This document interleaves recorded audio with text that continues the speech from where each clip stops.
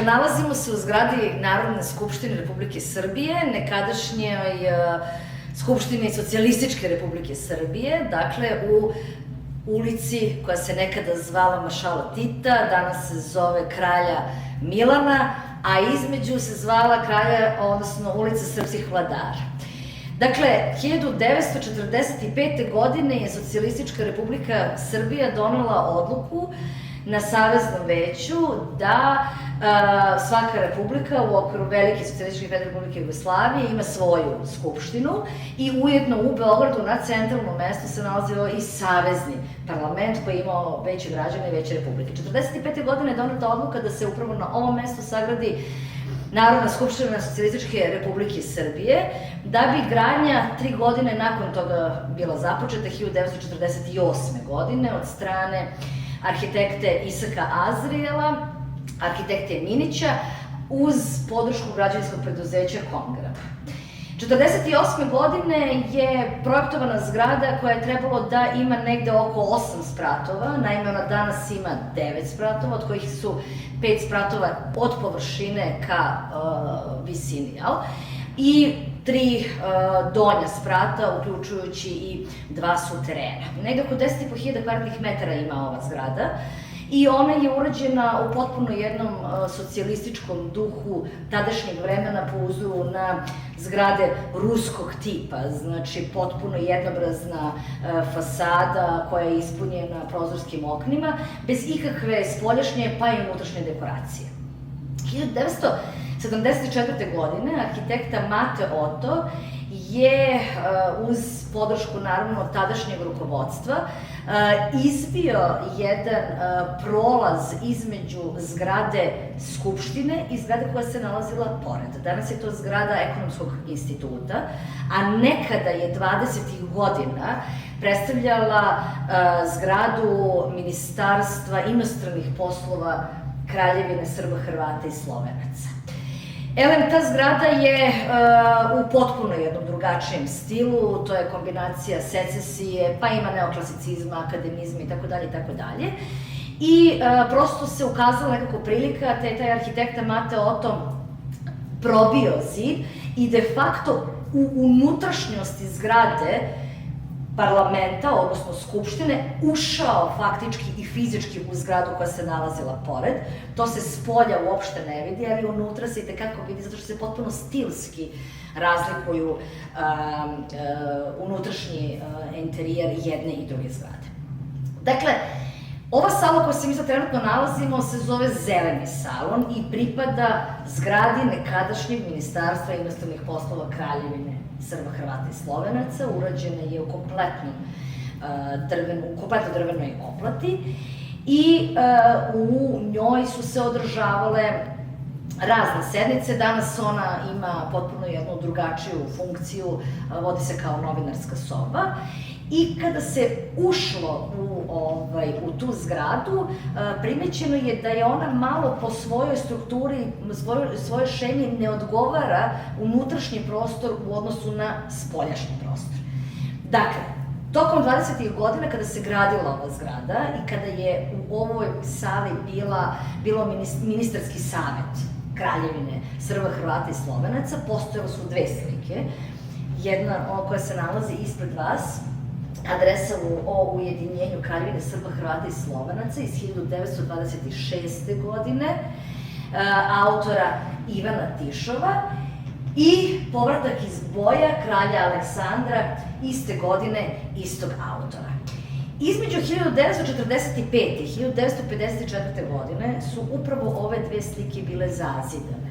Dakle, danas da se nalazi ovaj podest, tu je bio jedan zid, iza tog zida, otprilike na nekih na primjer 20 santimetara, bilo je ciglom zazidano ispred same slike, ciglom je bio napravljen zid i sa jedne i sa druge strane, a kažem ovde da je podest, tu se nalazio jedan paravan.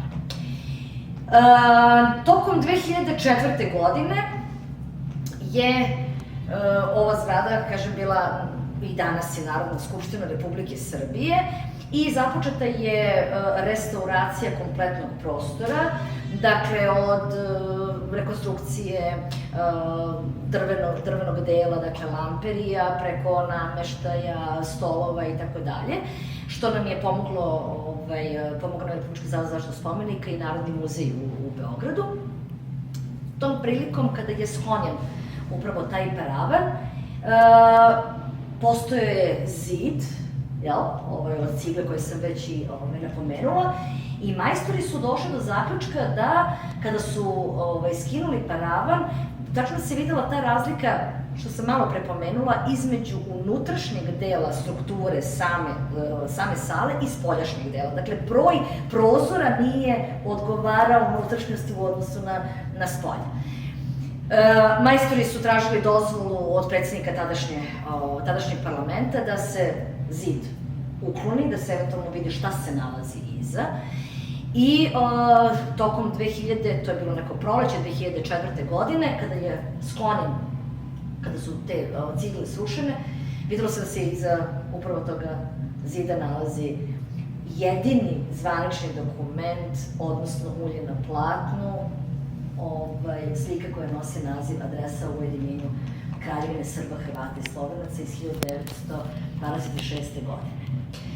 Dakle, ostala je potpuno neoštećena, zato istoričari umetnosti znaju, odgovarala je ta temperatura, niti je bilo vlažno, niti je bilo previše sunčano, ali je svakako urađena kompletna restauracija jedne i druge slike.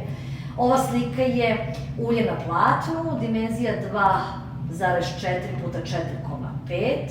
Nju je 1926. godine uradio jedan hrvatski slikar, dvorski slikar, omiljeni slikar kralja Aleksandra Karađorđevića, koji je na presto došao nakon vladavine kralja Petra I. Karađorđevića, pa se na samoj slici vidi i portret kralja Petra, a i delegacija iz Zagreba i iz Beograda, gde adresu o ujedinjenju Kraljevine čita Ante Pavelić Zubar, on je bio potpredsednik Narodnog vijeća, tada u to vreme.